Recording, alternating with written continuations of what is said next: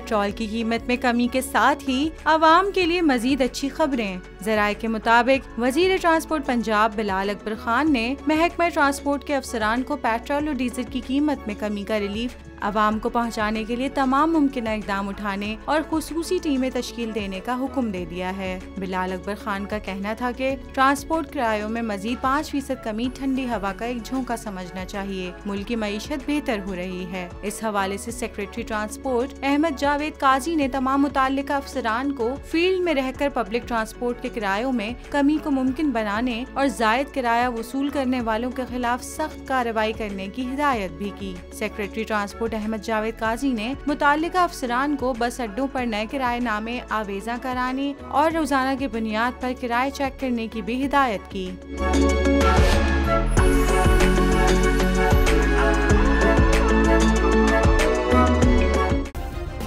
Subscribe करें और bell दबाएं ताकि कोई खबर रह न जाए।